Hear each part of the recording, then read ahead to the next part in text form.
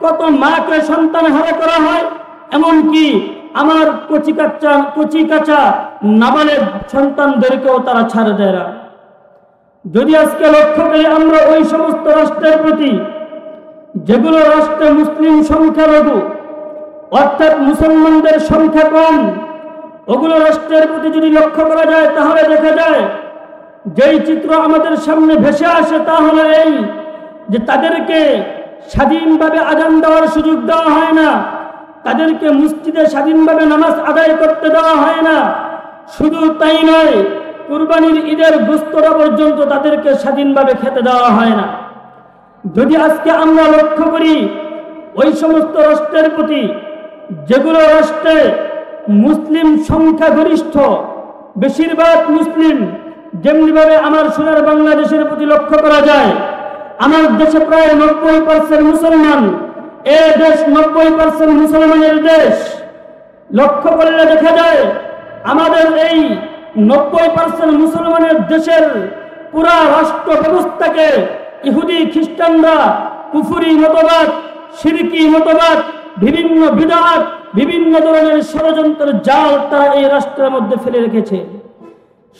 এরকম ভাবে আমাদের রাষ্ট্র ক্ষমতাকে তারা গণতন্ত্র নামক কুফরি মতবাদ দিয়ে ঢেকে রেখেছে।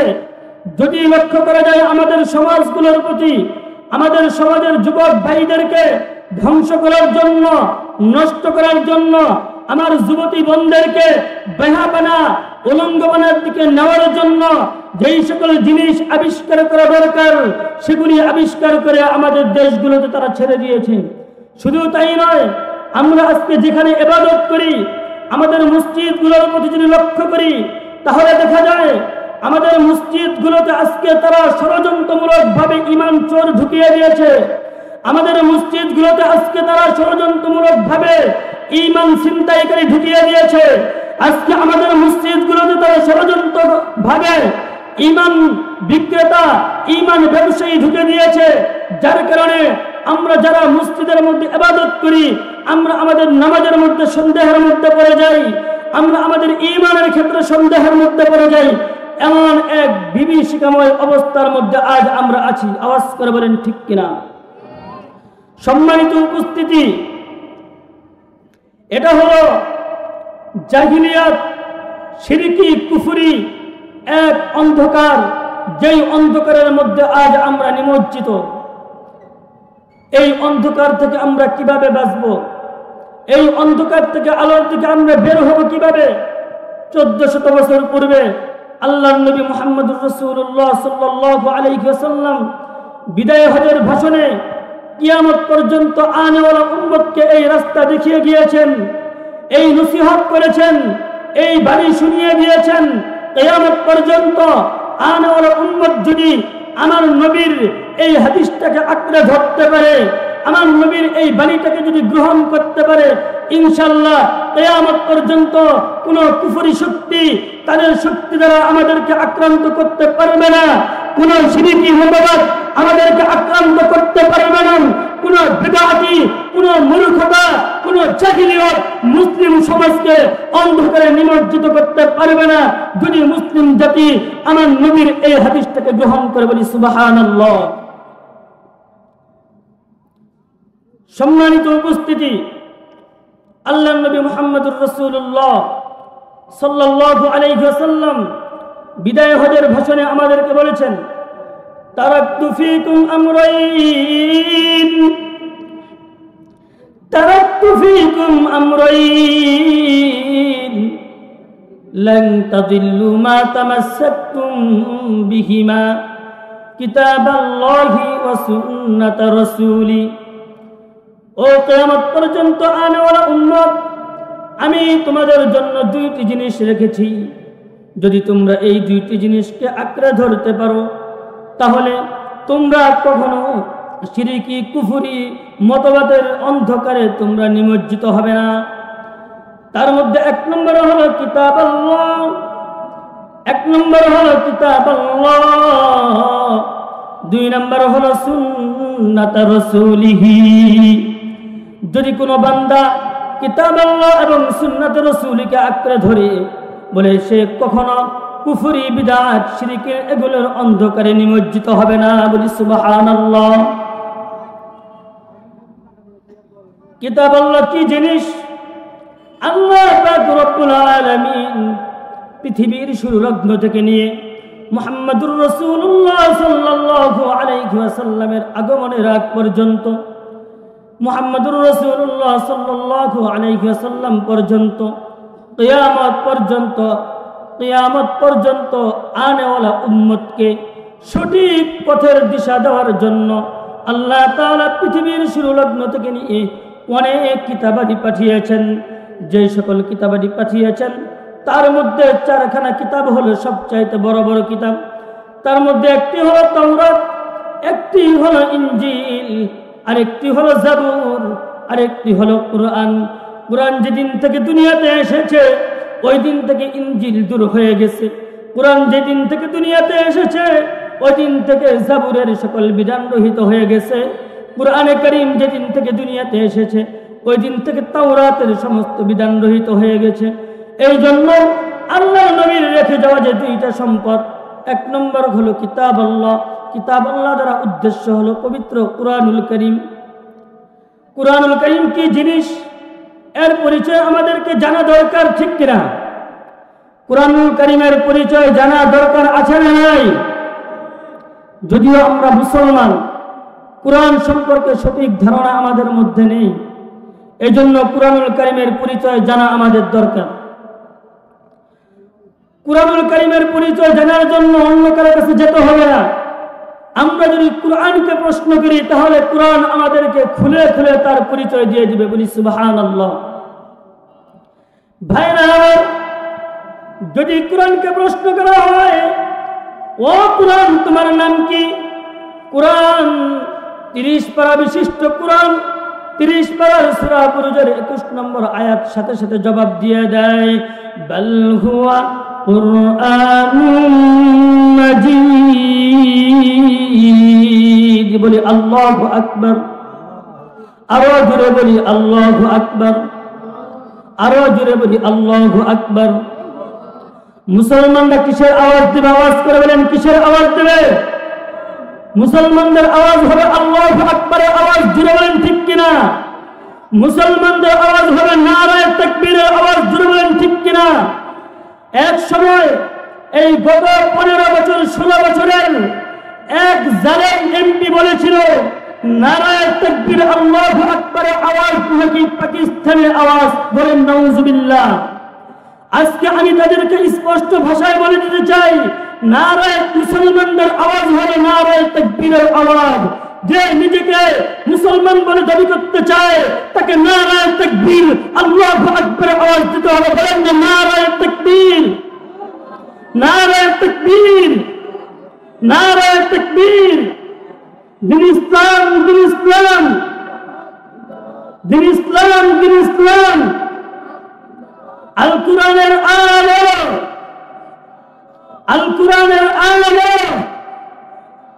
শুধু ঘরে ঘরে নয়, আল কুরআনের আলো জাতীয় সংসদে যাবে। বলেন ঠিক কিনা? সম্মানিত উপস্থিতি, কুরআন আমাদেরকে পরিচয় দিয়েছে, বাল হুয়া কুরআনুম মাজিদ। বলি আল্লাহু আকবার। কুরআন হলো সম্মানিত একটি কুরআন। এমনি ভাবে সূরাতুল ওয়াকিয়ার ৭৭ নম্বর আয়াত জবাব দিয়ে দেয়, ইন্নাহু লাকুরআনুন কারীম। আল্লাহু আকবারের ধ্বনি এত আস্তে হলে হবে? এই মুসলমান জোরে বলেন আল্লাহু আকবার। কুরআন হলো একটি সম্মানিত কুরআন। যদি এই কুরআনকে প্রশ্ন করা হয়, ও কুরআন তোমার বাড়ি কোথায়, তুমি কোথায় থেকে এসেছো, কুরআনুল কারীমের সূরাতুল বুরুজের 22 নম্বর আয়াত উত্তর দিয়ে দেয়, ফি লাওহিম মাহফুজ। কুরআন ছিল একটি সংরক্ষিত ফলকের মধ্যে। যদি কুরআনকে প্রশ্ন করা হয়, ও কুরআন তোমাকে কার কাছে পাঠানো হয়েছে, সূরা মুহাম্মাদের 2 নম্বর আয়াত সাথে সাথে জবাব দিয়ে দেয়, ওয়াল্লাযীনা আমানু والذين آمنوا وعملوا الصالحات وآمنوا بما نزل على محمد وهو الحق من ربهم আমাকে পাঠাইছে এই আসমান যে মালিক বানাইছে, এই জমিন যে মালিক বানাইছে, তোমাকে আমাকে যে মালিক বানাইছে, যে মালিক মানুষের খাবারের ব্যবস্থা করে, যে মানুষ জিনদেরকে পরিচালনা করে, ওই মালিকের পক্ষ থেকে আমি কুরআন নাযিল হয়েছি বলি সুবহানাল্লাহ। এবার কুরআনকে প্রশ্ন করা হয়, ও কুরআন তুমি কি একাই একাই আল্লাহ তাআলার পক্ষ থেকে জমিনে এসেছো নাকি তোমাকে কেউ কারোর সাথে পাঠানো হয়েছে? এবার কুরআনুল কারীমের সূরা আশ-শুআরা জবাব দিয়ে দেয়, নাযালা বিহির রূহুল আমিন বলে আল্লাহু আকবার। কুরআন জবাব দেয়, না না না, আমি তো একা একা আসি নাই, আমাকে হযরত জিবরাইল আলাইহিস সালাতু ওয়াস সালামকে দিয়ে আমাকে পাঠানো হয়েছে। এবার যদি কুরআনকে প্রশ্ন করা হয়, ও কুরআন তুমি তো দুনিয়াতে এসেছো, কোন ভাষা নিয়ে তুমি এসেছো? কুরআনের সূরাতুল আশ-শুআরা জবাব দিয়ে দেয়, বিলিসানিন আরাবিয়্যিন মুবিন, আমি কুরআন আরবি ভাষায় নাজিল হয়েছি। এবার যদি কুরআনকে প্রশ্ন করা হয়, ও কুরআন তুমি কোন মাসে দুনিয়াতে এসেছো? কুরআনুল কারীমের সূরা বাকারার 185 নম্বর আয়াত জবাব দিয়ে দেয়, শাহরু রমাদানাল্লাযী উনজিলা ফীহিল কুরআন বলে আল্লাহু আকবার। রমজান মাসের মধ্যে আমি কুরআন দুনিয়াতে এসেছি। কুরআনকে যদি প্রশ্ন করা হয়, ও কুরআন তোমাকে কোন রাত্রিতে দুনিয়াতে পাঠানো হয়েছে? কুরআন জবাব দেয়, কুরআনুল কারীমের সূরাতুল কদরের 1 নম্বর আয়াত জবাব দিয়ে দেয়, ইন্না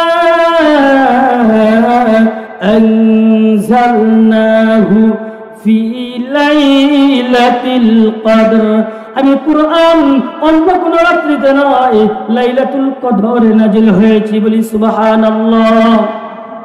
ভাইরা আমার, কুরআন সর্বপ্রথম তার পরিচয় দিয়েছে, কুরআন হলো কুরআনুল কারীম, কুরআনুল মাজিদ। কুরআন হলো একটি সম্মানিত কুরআন। যে জিনিস সম্মানিত তার সাথে যে ব্যক্তি মিশবে সেও সম্মানিত হয়ে যায় বলি সুবহানাল্লাহ। যে জিনিস সম্মানিত তার সাথে যে মিশবে সেও সম্মানিত হয়ে যায়। যদি কোনো ব্যক্তি প্রধানমন্ত্রীর সাথে ঘুরে তাহলে তারও পরিচয় হয়ে যায়। কোনো ব্যক্তি যদি এমপির সাথে ঘুরে তাহলে তারও পরিচয় হয়ে যায়। কোনো ব্যক্তি যদি চেয়ারম্যানের সাথে ঘুরে তাহলে তারও পরিচয় হয়ে যায়। বলেন ঠিক কিনা? এই জন্য যে বান্দা কুরআনের সাথে সম্পর্ক করবে, কুরআন যেমন সম্মানিত তার ওই রকম সম্মান হয়ে যাবে বলি সুবহানাল্লাহ। এই জন্য তো লক্ষ্য করলে দেখা যায় কুরআনটা নাজিল হয়েছে আমাদের নবী মুহাম্মদুর রাসূলুল্লাহর উপরে। কুরআনটা মুহাম্মদুর রাসূলুল্লাহর উপরে নাজিল হওয়ার কারণে আমার নবী দুনিয়ার সমস্ত নবীদের থেকে সর্বশ্রেষ্ঠ নবী। বলেন ঠিক কিনা? কুরআন হযরত জিবরাইল আলাইহিস সালাতু ওয়াস সালামের মাধ্যমে নাজিল হয়েছে। এই জন্য জিবরাইল ফেরেশতা দুনিয়ার অন্যান্য সমস্ত ফেরেশতা থেকে সর্বশ্রেষ্ঠ ফেরেশতা। বলেন ঠিক কিনা? কুরআন রমজানুল মুবারকে নাজিল হয়েছে। এই জন্য রমজানুল মুবারকের এত মর্যাদা আল্লাহ তাআলা বাড়াইয়া দিয়েছেন। যদি কোনো ব্যক্তি রমজানুল মুবারকে একটা নফল ইবাদত করে তাহলে আল্লাহ তাআলা তার আমলনামায় 70টা নফলের সওয়াব দান করেন বলি সুবহানাল্লাহ। যদি কোনো ব্যক্তি রমজানুল মুবারকে একটি ফরজ ইবাদত করে তাহলে আল্লাহ তাআলা তার আমলনামায় 70টা ফরজ ইবাদতের সওয়াব দান করে বলি সুবহানাল্লাহ। যে এরকম ভাবে কুরআনুল কারীমকে নাযিল করা হয়েছে লাইলাতুল কদরে। কুরআনুল কারীমকে নাযিল করা হয়েছে লাইলাতুল কদরে। এই জন্য আল্লাহ তাআলা লাইলাতুল কদরের সম্মান এত বাড়িয়ে দিয়েছেন। কোন ব্যক্তি যদি লাইলাতুল কদরে ইবাদত করে, লাইলাতুল কদরি খায়রুম মিন আলফি শাহর, তাহলে কুরআন বলে সে ব্যক্তি যদি 1000 বছর ইবাদত করে, 1000 বছর ইবাদত করার কারণে যেই সওয়াব আল্লাহ তাআলা তার আমলনামায় দিবেন, কোন ব্যক্তি যদি লাইলাতুল কদরে ইবাদত করে তাহলে তার আমলনামায় তার চাইতে বেশি সওয়াব দান করবেন বলি সুবহানাল্লাহ। আওয়াজ করে বলেন সুবহানাল্লাহ। ভাইরা আমার, এই জন্য কুরআনুল কারীম হলো সম্মানিত কুরআন। কুরআনুল কারীমের সোহবতে যে যাবে সেও সম্মানিত হয়ে যাবে। এই জন্য আমি আমার যুবক ভাইদেরকে বলবো, তুমি তোমার এই চক্ষু দিয়ে বেগানা নারীকে না দেখে কুরআনের শব্দগুলো দেখো, তোমার মর্যাদা বেড়ে যাবে। বলেন না আল্লাহু আকবার।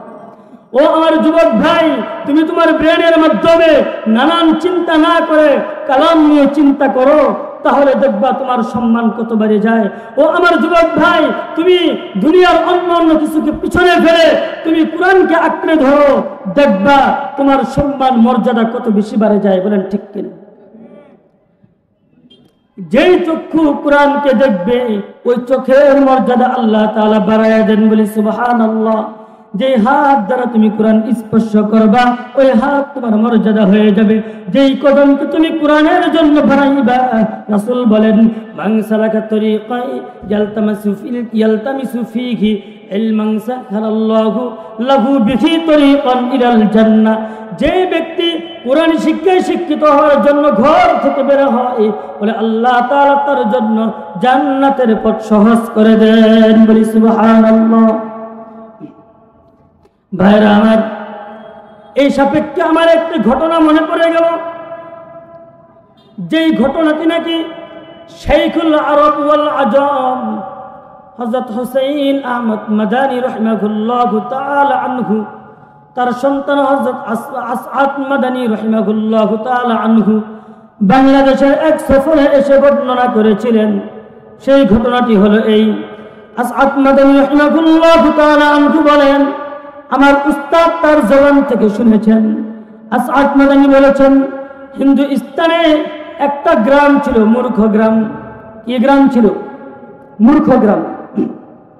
হিন্দুস্তানে একটি মূর্খ গ্রাম ছিল, যে গ্রামে একজন মানুষ শিক্ষিত ছিল না। ওই এলাকায় হঠাৎ করে একজন লোক মারা গেল। ওই লোকটি যখন মারা গেল, মারা যাওয়ার পর এলাকাবাসী তার কাফন দাফনের ব্যবস্থা করলো, তাকে গোসল করাইলো, কাফনের কাপড় পরিধান করাইলো। এখন তার জানাজার নামাজ পড়া দরকার। কিভাবে জানাজা নামাজ পড়াবে, এইরকম একজন লোক সেই গ্রামে খুঁজে পাওয়া যায় না। তারা সকলে মিলে পরামর্শে বসলো যে কিভাবে এর জানাজার কাজ সম্পন্ন করা যায়। এর জন্য তারা পরামর্শে বসলো।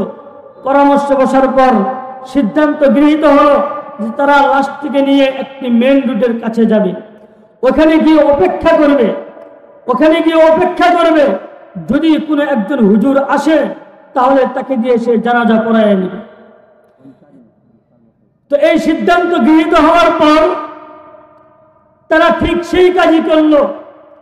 সেই লাশটাকে নিয়ে মেন রোডের কাছে বসে রইল। হঠাৎ করে দেখছে একজন হুজুর সাইকেলে চলে আসতেছে। হুজুরকে আহ্বান জানালো, হুজুর মেহেরবানি করে আপনি আমাদের জানাজার কাজটা সম্পন্ন করে দেন। এবার হুজুর বলল, আমি তো অনেক ব্যস্ত, আমার অফিসের কাজ রয়েছে, আমি জানাজার নামাজ পড়ার মতো এখন আমার সময় নেই। হুজুর এরপরেও পুরা এলাকাবাসী তার কাছে কাকুতি মিনতি করার পর হুজুর সেই লাশের জানাজা পড়াইল। জানাজা পড়ানোর পর আবার এলাকাবাসী যা বলল, হুজুর আপনি তো জানাজা পড়াইলেন ঠিক আছে, কিন্তু এই লাশটিকে আমরা কবরে কিভাবে নামাবো, আমরা কিভাবে রাখবো, এই জ্ঞান তো আমাদের কাছে নেই। মেহেরবানি করে আপনি যদি একটু লাশটাকে কবরে শোয়ায় দিতেন তাহলে পরবর্তী কাজটা আমরা সম্পন্ন করে নিতাম।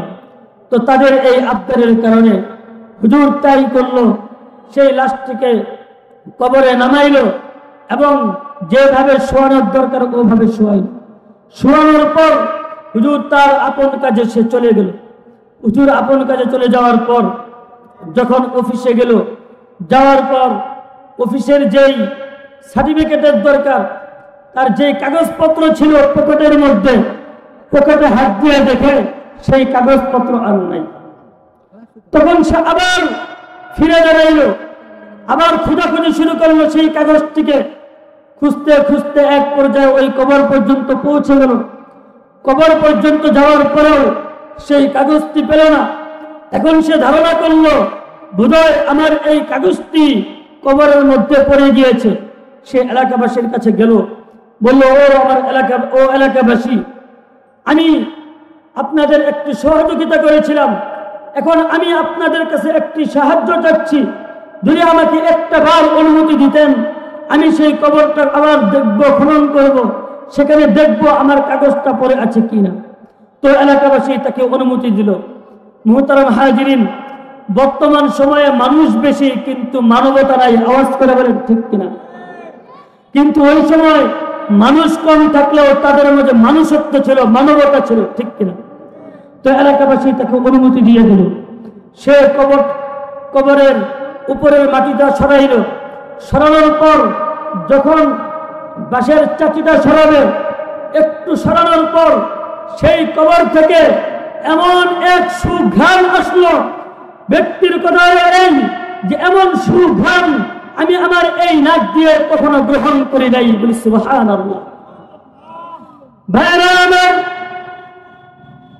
সাথে সাথে তিনি কবরটা খনন করে ওই কবরের মধ্যে ঢুকে পড়লেন। কবরের মধ্যে ঢোকার পর দেখেন লাশের চতুর্পাশে এমন সুন্দর সুন্দর ফুল দিয়ে সাজানো, যে ফুলগুলো দুনিয়ার কোনো চক্ষু কখনো দেখে নাই, যেই ফুলগুলো দুনিয়ার কোনো অন্তর কখনো কল্পনা করে নাই, এমন সুন্দর সুন্দর ফুল দিয়ে সেখানে সাজানো। বলি সুবহানাল্লাহ। ভাইরা আমার, ওই ব্যক্তি কবর থেকে উঠে গেল। উঠে যাওয়ার পর এখন তার মধ্যে চিন্তা ঢুকে গেল, দুনিয়ার কাজ অনেক করেছি, অনেক চাকরি বাকরি করেছি, অনেক ব্যবসা বাণিজ্য করেছি, যদি দুনিয়া থেকে কখনো আমি চলে যাই, এই কবর আমাকে যেতে হবে। এই কবরটা কারোর জন্য হয়তো জান্নাতের বাগান, কারোর জন্য হয়তো জাহান্নামের টুকরা। নবীজি বলেছেন, আল কবরু ইম্মা রাউদাতুম মিন রিয়াদিল জান্নাহ ওয়া ইম্মা হুফরাতুম মিন হুফারিন নার। ওই বান্দা এই কথা চিন্তা করতে লাগলো। এবার চিন্তা করলেন, না না না, আমাকে এই কথা জানতেই হবে, এই মাইয়াত এমন কোন আমল করেছে যে আমল করার কারণে আল্লাহ তাআলা তার কবরখানাকে জান্নাতের বাগান বানিয়ে দিয়েছেন। এবার এলাকাবাসীর কাছে গিয়ে বলল, ও ভাই, এই মাইয়াতের বাবা আছে নাকি? তার ভাই বারাদার আত্মীয় স্বজন কেউ আছে নাকি? মেহেরবানি করে যদি তোমরা আমাকে সন্ধান দিতে, তাহলে আমি তাদের কাছে যাইতাম, তাদের সাথে একটু কথাবার্তা বলতাম। এলাকাবাসী তাকে বলল, না না না, তার কোনো ছেলে নাই, তার বাবা নাই, তার শুধুমাত্র একজন কন্যা সন্তান আছে, তুমি তার কাছে যেতে পারো। এবার ওই আল্লাহর বান্দা, ওই চাকরিজীবী, ওই হুজুর তার কন্যার কাছে গেল, পর্দা বজায় রেখে তার সাথে কথা বলল। বলল, ও আমার বোন, তোমার কাছে আমার একটা আবেদন, যদি তুমি আমাকে জানাইতে, যেই মাইয়াতকে আমি মাত্র 60 থেকে 70 মিনিট পূর্বে কবরের মধ্যে রাখলাম, যেই কবরের মধ্যে কোনো ফুলের বিছানা ছিল না, যেই কবরের মধ্যে কোনো সুঘ্রাণ ছিল না, আমি 60 মিনিট পরে গিয়ে দেখি সেই কবরের মধ্যে ফুল দিয়ে সাজানো, সেই কবরটা সুঘ্রাণে হয়ে গেছে। ও আমার বোন, তুমি যদি বলতা তোমার বাবা এমন কি আমল করতো, যদি তুমি আমাকে একটা বার জানাইতা। এবার পর্দার ভিতর থেকে তার কন্যা আওয়াজ দেয়, বাবাজি, আপনি তো জানেন এই গোটা এলাকার নাম হলো মূর্খ এলাকা, এই গোটা গ্রামের নাম হলো মূর্খের গ্রাম, এই গ্রামের নাম হলো মূর্খের গ্রাম। আমার বাবাও একজন সাধারণ মানুষ ছিল, আমার বাবাও কৃষিকাজ করত। আমার বাবা, তবে আমি আমার বাবাকে দেখতাম, আমার বাবা যখন সকাল থেকে সন্ধ্যা পর্যন্ত কাজ করত, সন্ধ্যায় যখন আমার বাবা বাড়িতে ফিরে আসতো, বাড়িতে ফিরে আসার পর আমি দেখতাম আমার বাবার ঘরের তক্তার মধ্যে কালো কাপড় দিয়ে পেছানো কি যেন একটা কোরআন, কি যেন একটা কিতাব রয়েছে। আমি লক্ষ্য করে দেখি আমার বাবা ওই কালো গিলাপটা খোলার পর ওই কিতাবটা হাতে নেয়, হাতে নেওয়ার পর কিতাবটা বুকে নেয়, আবার মুখে চুমা দেয়। এমনি ভাবে আমার বাবা ওই কিতাবটা খোলার পর কিতাবের প্রত্যেকটা অক্ষরের নিচে নিচে তার হাতকে বুলায়, এবং আমার বাবা হাত বুলায় আর বলে, यही सच्चा है, यही सच्चा है, यही मेरा मौला का फरमान है, यही मेरा मौला का फरमान है। बोले अल्लाहु আকবার। এবার যুবক বলে, ও আমার বোন, তুমি যদি আমাকে একবার ওই কিতাবটা দেখাইতা তাহলে আমি উপকৃত হইতাম। সাথে সাথে বোন ওই ঘর থেকে ওই কিতাবটা বের করে দেয়। দেখার পর এবার হুজুর বলে, না না না, এইটা তো দুনিয়ার কোন বিজ্ঞানের কিতাব নয়, এটা তো দুনিয়ার কোন চিকিৎসা বিজ্ঞান নয়, এটা তো দুনিয়ার অন্যান্য কোন মানুষ রচিত কিতাব নয়, এটা তো সেই কিতাব যেই কিতাব নাকি আমার আল্লাহ নাযিল করেছেন, মহাগ্রন্থ আল কুরআন। বলি সুবহানাল্লাহ, আরো জোরে বলি সুবহানাল্লাহ। ভাই, কোরআনের দিকে যদি আমরা তাকাই তারপরেও আল্লাহ তাআলা আমার নামায় সওয়াব দান করবেন। বলি সুবহানাল্লাহ। এই হলো মহাগ্রন্থ আল কুরআন। শুধু তাই নয়, যে ব্যক্তি এই কোরআনকে মানবে, কোরআন অনুযায়ী তার জীবন পরিচালনা করবে, নবীজি বলেন, মান ক্বারাআল কুরআন ওয়া আমিলা বিমা ফীহি, যে ব্যক্তি কোরআনুল কারীম পড়ে এবং এর উপর আমল করে, উলবিসা ওয়ালিদাহু তাজান ইয়াউমাল কিয়ামা যাওহু আহসানু মিন যাওইশ শামসি, কাল কিয়ামতের মাঠে এই কোরআনওয়ালার বাবা মার, এই কোরআনওয়ালার বাবার মাথায় এমন এক মুকুট পরানো হবে যার আলো হবে সূর্যের আলো থেকেও অনেক বেশি। বলি সুবহানাল্লাহ। শুধু তাই নয়, নবীজি বলেন, ইকালু লিসাহিবিল কুরআন, ইকালু লিসাহিবিল কুরআন, কি কুরআন ওয়ালাকে বলা হবে, ইকরা ওয়ারতাকি ওয়ারতিল, হে কুরআন ওয়ালা, তুমি পড়ো, তুমি পড়ো। দুনিয়াতে যেভাবে তারতিলের সাথে তুমি পড়তা, তুমি পড়ো এবং তুমি উপরের তালার দিকে উঠতে থাকো, তুমি পড়ো এবং উপরের তালার দিকে উঠতে থাকো। ফাইন্না কুনতা তুরাদ্দিলু ফিদ দুনিয়া ফাইন্না মানজিলাকা ইনদা আখির আয়াতিন তাকরাউহা, বান্দার 1 থেকে নিয়ে 6666 আয়াত পড়া শেষ হবে এবং সাথে সাথে তার 6666 তালাও পৌঁছে যাবে। বলি সুবহানাল্লাহ। কোরআনের সাথে সম্পর্ক রাখবো তো ইনশাআল্লাহ? আওয়াজ করে বলেন, কোরআনের সাথে সম্পর্ক রাখবো তো ইনশাআল্লাহ? আল্লাহ পাকের পক্ষ হতে বিশ্ব নবীর পরে পাঠাইলেন আল কুরআন মুক্তি পাবার তরে। বলেন ঠিক কিনা? আল্লাহ পাকের পক্ষ হতে বিশ্ব নবীর পরে পাঠাইলেন আল কুরআন মুক্তি পাবার তরে। কুরআন মদের জীবন বিধান, কুরআন মদের সব, কুরআন মদের জীবন বিধান, কুরআন মদের সব, এই কুরআনই চিনিয়ে দিবে কে সেই মদের রব। আল্লাহু আকবার। এই জন্য কুরআন অনুযায়ী জীবন পরিচালনা করার জন্য নিয়ত আছে তো সকলের ইনশাআল্লাহ? ভাইরা আমার, এবার যদি আমরা ঠান্ডা মাথায় কোরআনকে প্রশ্ন করি, ও কোরআন, তোমার পরিচয় আমরা জানলাম, এখন জানতে চাই তোমার ওজন কি পরিমাণ, তোমার ভারত্ব কি পরিমাণ।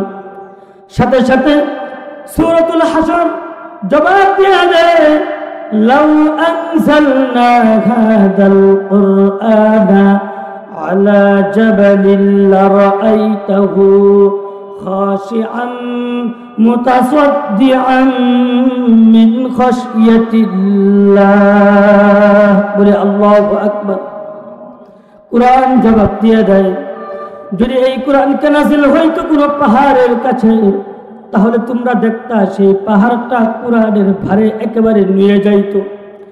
কোরআনের ওজনের কারণে পাহাড়টা একেবারে হেলে যাইত। মুতাসাদ্দিআন মিন খাশিয়াতিল্লাহ,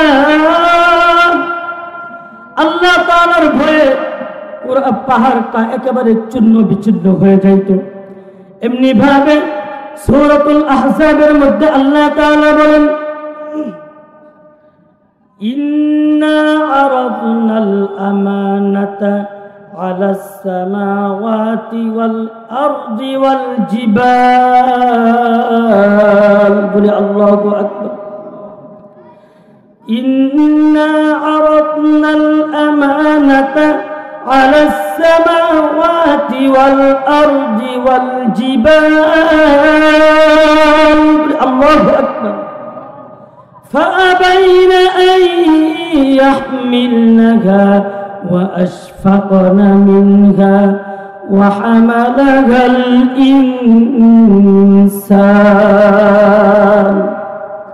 الله تعالى বলেন আমি এই কোরআনের এই আমানত রাখতে চেয়েছিলাম আসমানের কাছে, আমি এই কোরআনকে রাখতে চেয়েছিলাম জমিনের কাছে, আমি এই কোরআনকে রাখতে চেয়েছিলাম পাহাড়ের কাছে। ফাআবাইনা আন ইয়াহমিলনাহা, তারা কেউ রাখার ক্ষেত্রে স্বীকৃতি দেয় নাই।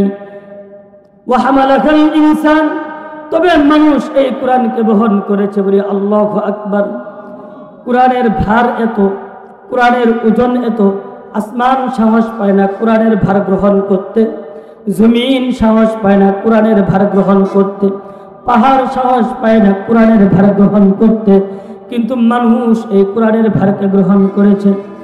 এই জন্যই বুখারী শরীফের ৩য় নম্বর হাদিস হযরত উম্মুল মুমিনিন আয়েশা সিদ্দিকা রাদিয়াল্লাহু তাআলা আনহা বর্ণনা করেন, عن عائشة أم المؤمنين رضي الله تعالى عنها قالت حضرت أم المؤمنين عائشة رضي الله تعالى عنها بولن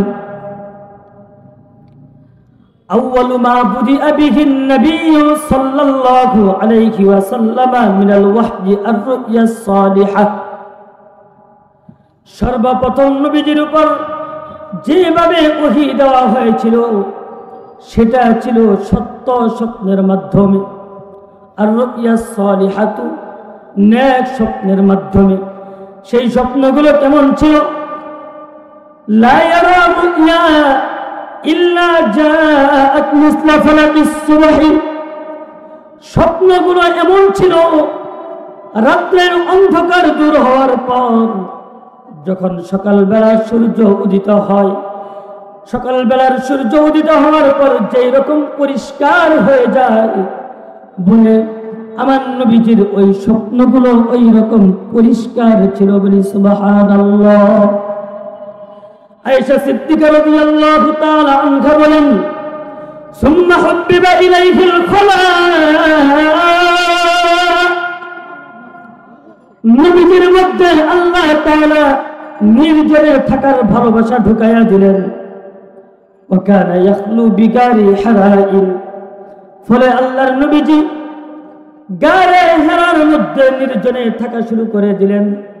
ফায়াতাহান্নাসু ফীহি ওয়া হুয়া তাআব্বুদুল লায়ালি যাওয়াতিল আদাদি, ফলে নবীজি সাল্লাল্লাহু আলাইহি ওয়াসাল্লাম গারে হেরার মধ্যে আল্লাহ তাআলার ইবাদতে লিপ্ত হয়ে গেলেন। ক্বাবলা আন ইয়ানসিআ ইলা আহলিহি, নিজ পরিবারের প্রতি আগ্রহ আসার আগেই নবীজি সাল্লাল্লাহু আলাইহি ওয়াসাল্লাম গারে হেরার মধ্যে নির্জনে ইবাদত করা শুরু করে দিলেন।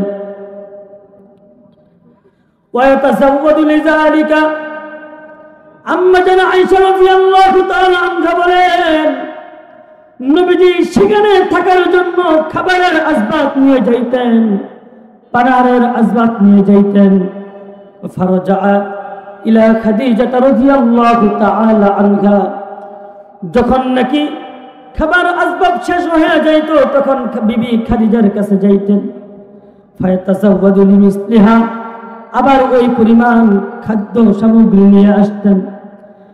হাত্তা জাআহুল হক, এইভাবে চলতে চলতে আমার নবীর কাছে সত্যের আওয়াজ চলে আসলো, সুবহানাল্লাহ। ফাজাআল মালাকু, আল্লাহ তাআলা ফেরেশতা পাঠিয়ে দিলেন, ফেরেশতা চলে আসলো। ফেরেশতা আসার পর ফেরেশতা বলে, ফাকালা ইকরা, ক্বালা মা আনা বিকারিন। জিবরাইল বলে, ওগো নবী আপনি বলেন ইকরা, নবীজি বলেন মা আনা বিকারিন, আমি তো পড়তে জানি না। ফাকালা ইকরা, নবীজি বলেন ক্বালা মা আনা বিকারিন, নবীজি বলে না তো আমি পড়তে জানি না।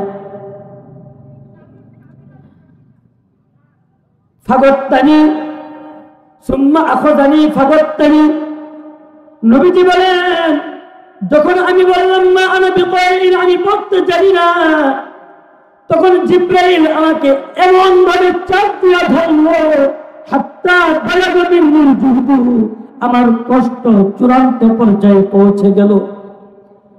ক্বালা ইকরা, ক্বালা মা আনা বিকারিন, জিবরাইল বলল নবীজি বলেন ইকরা, নবীজি বলেন মা আনা বিকারিন, আমি তো পড়তে জানি না। ثم أخذني فقدتني الثانية حتى بلغ مني الجهد, নবীজিকে আবার জিবরাইল এমন জোরে চাপ মারে ধরলেন, হাত্তা বালাগা মিন্নিল জুহদ, নবীজির কষ্ট চূড়ান্ত পর্যায়ে পৌঁছে গেল। ফাকালা ইকরা, ক্বালা মা আনা বিকারিন, আবার বলা হয় বলেন ইকরা, নবীজি বলেন না মা আনা বিকারিন, আমি তো পড়তে জানি না। ثم أخذني فقدتني الثالثة حتى بلغ مني الجهد, আবার নবীজিকে জিবরাইল আমিন এমন ভাবে চাপ দিয়ে ধরল, নবীজি বলেন বালাগা, হাত্তা বালাগা মিন্নিল জুহদ, আমার কষ্ট চূড়ান্ত পর্যায়ে পৌঁছে গেল।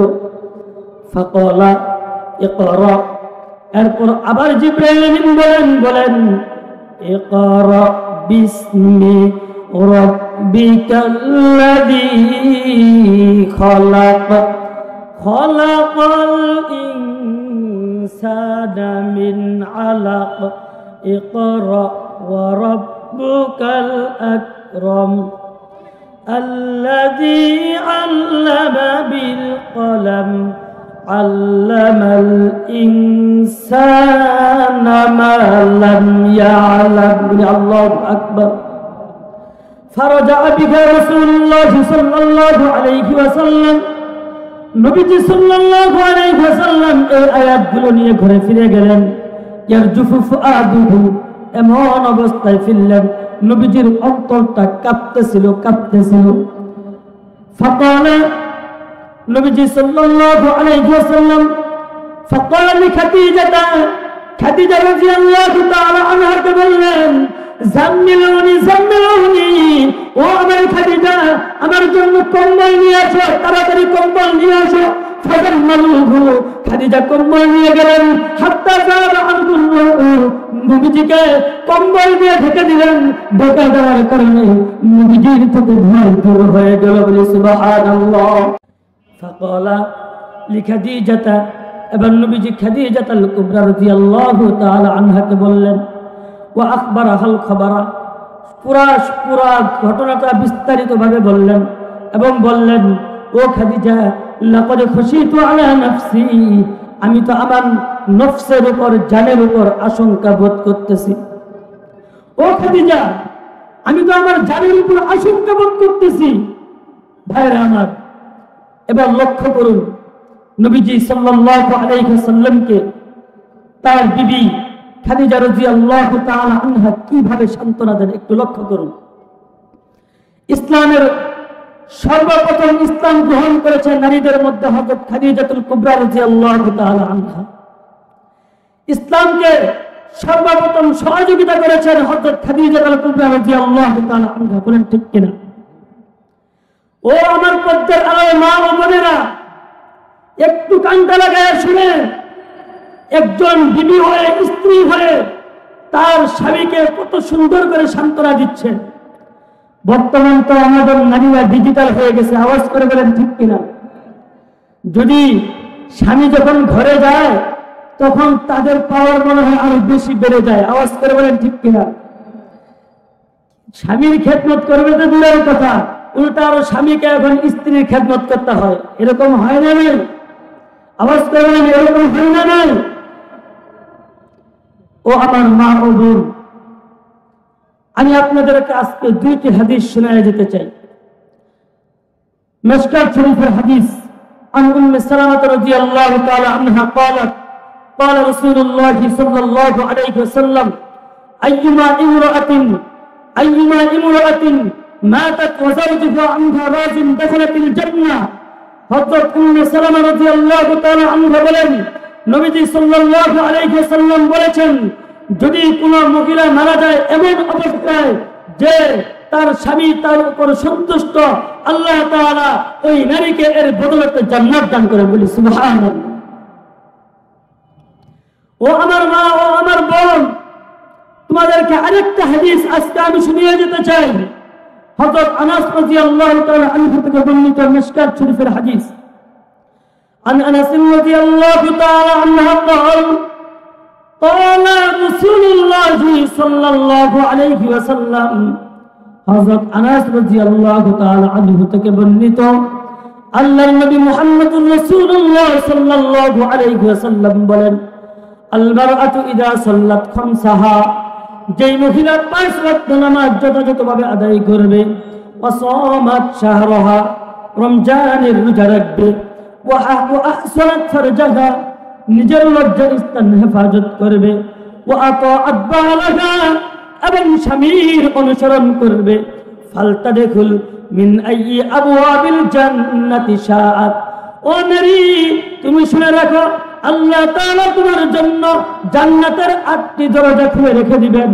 যেই দরজা দিয়ে ইচ্ছা সেই দরজা দিয়েই তুমি জান্নাতে প্রবেশ করবা। সুবহানাল্লাহ।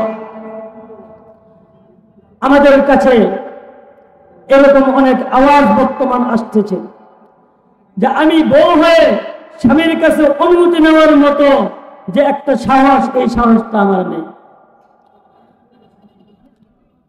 শোনা যাচ্ছে কিছু কিছু ফিতনা আমাদের মাঝে চলে এসেছে, যারা তালিমের নাম দিয়ে, চিল্লার নাম দিয়ে আমাদের নারীদেরকে এই বুঝতে যে তোমরা যদি চিল্লা দিতে চাও 40 দিনের জন্য তোমরা বের হয়ে যাবা, 3 দিনের জন্য তোমরা বের হয়ে যাবা, আমাদের তালিমের মজলিস গুলোতে তোমরা আসবা, কিন্তু এই ক্ষেত্রে তোমার স্বামীর অনুমতি নেওয়ার কোনো দরকার নাই। এইরকম মহিলাদের তালিম আমাদের সমাজগুলোতে আছে না নাই? আওয়াজ করে বলেন। এই মুসলমান আওয়াজ করেন না কেন? আছে না নাই? ও আমার মায়েরা, তোমাদেরকে আমি স্পষ্ট ভাষায় বলে দিচ্ছি, আমি এই এলাকার একজন মুফতি, অবশ্যই আমি ফতোয়া দেওয়ার অধিকার রাখি। আমি তোমাদেরকে বলে যাচ্ছি, যদি কোনো নারী হোক বা যদি কোনো কুলাঙ্গার তোমাদেরকে এইরকম দাওয়াত দিতে আসে যে স্বামীর অনুমতির কোনো দরকার নাই, তুমি পঞ্চগড় মার্কেটে চলে যাবে 40 দিনের জন্য, ও না, ও আমার বোন, তুমি স্পষ্ট জেনে রাখবা, সে তোমাকে জান্নাতের পথের দাওয়াত দিচ্ছে না, সে তোমাকে হেদায়েতের পথের দাওয়াত দেয় না, সে তোমাকে হকের পথে দাওয়াত দেয় না, সে তোমার কল্যাণ চায় না, সে তোমার ধ্বংস চায়, সে তোমাকে জাহান্নামে পৌঁছাতে চায়। ঠিক কিনা? আওয়াজ করে বলেন। এই জন্য তোমাদেরকে সতর্ক থাকতে হবে। এই ধরনের কোন দাওয়াত যদি আসে, স্পষ্ট তাদেরকে জানিয়ে দেবা যে তোমাদের এই দাওয়াত ভ্রান্ত দাওয়াত, এই দাওয়াত কোন অবস্থাতেই আমরা কবুল করব না, করব না, করব না। বলেন ঠিক কিনা? আমি আমার পুরুষদেরকেও বলতে চাই, আমাদের সমাজগুলোতে যাদের গ্রামে এই সমস্ত তালিম জারি আছে, যে তারা মহিলাদেরকে এইভাবে তাশকিল করে স্বামীর অনুমতির কোনো প্রয়োজন নেই, চিল্লাই বের হয়ে যাও, ওই সমস্ত তালিমকে সবগুলোকে বন্ধ করে দেবো। ঠিক আছে তো ইনশাআল্লাহ? এবার আবার মা আর বোনেরা বলতে পারেন যে হুজুর বেড়া মানুষ তো শুধুমাত্র আমাদেরকেই বাস দিল, ওদের মনে হয় কোনো কাজ নাই। ঠিক কিনা? এই আওয়াজ করে বলেন ঠিক কিনা? এই জন্য আমি আমার পুরুষ ভাইদেরকেও বলতে চাই, বউ হইলেই তাকে আমরা গোলাম মনে করবো না। ঠিক কিনা? বউকে আমরা গোলাম মনে করবো না। বাড়িতে যাওয়ার পর সে আমার জন্য সুন্দর করে রান্না বান্না করে ব্যবস্থা করে রাখে দেয়, সেই খাবার আমরা খাই। যদি দেখা যায় কিছু কিছু মানুষ এমন করে, যদি একটু লবণ বেশি হয়, একটু ঝাল বেশি হয়, একটু লবণ কম হয়, তাহলে তার উপর গালিগালাজ শুরু করে, তার উপর টর্চারিং শুরু করে। বলেন ঠিক কিনা? এইটা কোন আদর্শ স্বামীর কাজ নয়। আওয়াজ করে বলেন ঠিক কিনা? আমি আপনাদের প্রতি বলবো, না, কোনো অবস্থাতেই এমন কাজ করবেন না। আপনি সামান্য একটু তরকারিতে লবণ বেশি হওয়ার কারণে, ঝাল বেশি হওয়ার কারণে আপনার যেই বউকে আপনি গালিগালাজ করতেছেন, তার উপর টর্চারিং করেন, আপনার লজ্জা লাগে না? আবার ওই বউয়ের কাছে এই আপনি থাকেন, কথা বলেন ঠিক কিনা? এই জন্য আমি সমস্ত স্বামীদের প্রতি উদাত্ত আহ্বান জানাবো, স্ত্রীদের যে হক ইসলাম নির্ধারণ করেছেন ওই হককে তোমরা মেনে চলবে, ঠিক আছে তো ইনশাআল্লাহ? যদি দুনিয়ার সমস্ত পুরুষগুলো ইসলাম অনুযায়ী জীবন চালায়, সমস্ত নারীগুলো ইসলাম অনুযায়ী জীবন চালায়, কুরআন অনুযায়ী জীবন চালায়, তাহলে কোন অবস্থাতেই কোন সংসারে এবং কোন স্বামী স্ত্রীর মধ্যে ফাটল সৃষ্টি হবে না, বলেন ঠিক কিনা? ভাইরা আমার, যে কথা বলতেছিলাম, হযরত খাদিজাতুল কুবরা রাদিয়াল্লাহু তাআলা আনহা আল্লাহর নবীজিকে কত সুন্দর করে সান্ত্বনা দিচ্ছেন, একটু শুনেন মনোযোগ দিয়া। বুখারী শরীফের ৩ নম্বর হাদিস, খাদিজাতুল কুবরা রাদিয়াল্লাহু তাআলা আনহা বলেন, ওয়াল্লাহি মা ইউখজিকাল্লাহু আবাদা, ও আমার স্বামী, আপনার চিন্তিত হওয়ার কোনো কারণ নেই, আপনার ভয় পাওয়ার কোনো কারণ নাই। কারণ কি? ইন্নাকা লা তাসিলুর রাহিম, আপনি তো আত্মীয়তার সম্পর্ক বজায় রাখেন। ইন্না তাহমিলুল কাল্লা, আপনি তো মানুষের বোঝাকে বহন করেন। ওয়াতাহমিলুল কাল্লা ওয়া তাকসিবুল মাদুমা, আপনি তো নিঃস্ব লোকের, অসহায় লোকের পাশে দাঁড়ান। ওয়াতাকরি যাইফা, আপনি তো মেহমানদেরকে আপ্যায়ন করেন। যে ব্যক্তি নাকি অসহায় মানুষের পাশে দাঁড়ায়, আত্মীয়তার সম্পর্ক বজায় রাখে, নিঃস্ব মানুষের পাশে দাঁড়ায়, ওগনবী সে কখনো বিপদে পড়ে না, আল্লাহ তাআলা কখনো তাকে বিপদের মধ্যে ফেলাবেন না, বলি সুবহানাল্লাহ। ওয়া তুঈনু আলা নওয়াইবিল হক, যারা হকের কথা বলতে গিয়ে বিপদের মধ্যে পড়ে আপনি তো তাদেরকে সাহায্য করেন। এখানে একটু কথা বলুন, কি বলেছেন খাদিজাতুল কুবরা রাদিয়াল্লাহু তাআলা আনহা? নবী, যারা হকের পথে থেকে হকের কথা বলে যারা বিপদের মধ্যে পড়ে আপনি তো তাদেরকে সাহায্য করেন। আমরা ইতিপূর্বে দেখেছি উলামায়ে কেরাম হকের কথা বলার কারণে নির্যাতিত হয়েছে, বলেন ঠিক কিনা? শাইখুল হাদিস ইবনে শাইখুল হাদিস আল্লামা মামুনুর রহমান হকের কথা বলেছেন, সত্যের কথা বলেছেন, কুরআনের কথা বলেছেন। কুরআনের কথা বলার কারণে, মূর্তির কথা বলার কারণে, গুজরাটের কসাই মুদির বিরুদ্ধে রুখে দাঁড়ানোর কারণে শাইখুল হাদিস ইবনে শাইখুল হাদিসকে দীর্ঘ একটা সময় কারাগারে নিয়ে এমন ভাবে নির্যাতন আর জুলুম করা হয়েছে, যুবক একজন ব্যক্তিকে তারা বৃদ্ধে পরিণত করে দিয়েছে, বলেন ঠিক কিনা? তারা চেষ্টা করেছিল আমার শাইখুল হাদিসকে এই গোটা পৃথিবীর মধ্যে একজন চোর হিসেবে সাব্যস্ত করতে। তারা চেষ্টা করেছিল শাইখুল হাদিস আল্লামা মামুনুল হককে পৃথিবীর সামনে একজন ডাকাত হিসেবে চিহ্নিত করার জন্য। তারা চেষ্টা করেছিল শাইখুল হাদিস আল্লামা মামুনুল হককে গোটা পৃথিবীর সামনে, মিডিয়ার সামনে নিয়ে সন্ত্রাস হিসেবে সাব্যস্ত করার জন্য। গোটা পৃথিবীর মুসলমানদের থেকে, গোটা বাংলাদেশের তৌহিদি জনতা থেকে তাকে বিচ্ছিন্ন করার জন্য তারা গভীর ষড়যন্ত্র মেনে উঠেছিল, ঠিক কিনা? কিন্তু এর পরিণতি হয়েছে এটাই, যারা চেষ্টা করেছিল তাকে চোর সাব্যস্ত করার জন্য তারাই আজকে নিজেরা চোর সাব্যস্ত হয়েছে, বলেন ঠিক কিনা? যারা চেষ্টা করেছিল আমার শাইখুল হাদিসকে বিশ্বের বুকে সন্ত্রাসী হিসেবে পরিচয় দেওয়ার জন্য আজকে তারাই সন্ত্রাসী দল হিসেবে চিহ্নিত হয়েছে, বলেন ঠিক কিনা? যারা চেষ্টা করেছিল শাইখুল হাদিস আল্লামা মামুনুল হককে গোটা দেশের মানুষ থেকে বিচ্ছিন্ন করতে, আজকে আমরা লক্ষ্য করে দেখি তারাই এই দেশ থেকে বিচ্ছিন্ন হয়ে পালানোর পথ খুঁজে পায় নাই, পালানোর পথ খুঁজে পায় নাই, বলেন ঠিক কিনা?